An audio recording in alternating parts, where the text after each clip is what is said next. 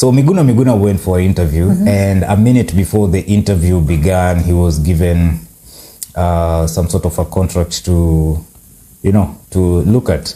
It's called the indemnity form, where especially we're interested in the fifth clause, where it says, I hereby release, discharge, and agree to fully indemnify the company, its legal representatives, and assigns from all claims, causes of action, and liability of any kind, now known or unknown in law or in equity, arising out of the interview, including without limitation to claims of defamation, invasion of privacy, violation of one's personal and sensitive data. In short, he was to carry his blame for anything he speaks during the interview.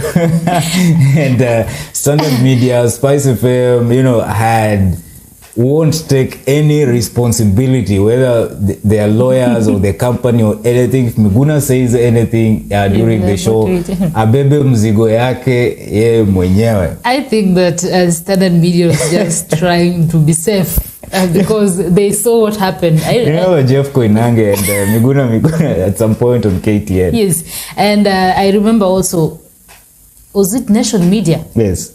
Miguna was in Nation Media, and you saw the way he was responding to questions, saying that Yenja also swali acha explain. The discussion was tough, as in Yenja nataka control discussion. And I think that Standard Media was just trying to avoid that. Yes. And there is a cartoon by Standard Media where Miguna and the media wako kwa boxing.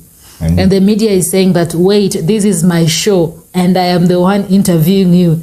Miguna ndiye amempiga yuko chini, anasema, no, you cannot ask me a question and then dictate how I answer. Yes. So I think that Standard Media is just trying to be safe and it's and limit Miguna. Media is the only industry enshrined in the Constitution. Yes. Okay. Actually, there's so many pages that just talks about information. Yes. The Information Act, where media is actually regulated on what should be said and what shouldn't be said, and what should be shown, what shouldn't be shown. That is why there are so many contracts to sign before you go on air. Yeah. And basing on experience, I remember at some point when Jeff Koinange was on KTN and he was interviewing Miguna, and it became nasty and abusive.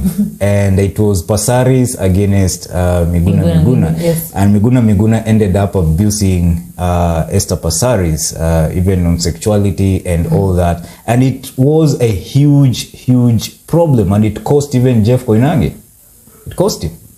Okay. Yeah, just because you are running that show. Yes. And so sometimes it's not that they don't know who Miguna is. He's somebody who can say anything anywhere and he doesn't care. Yeah. But you remember, this is an entity enshrined in the Constitution.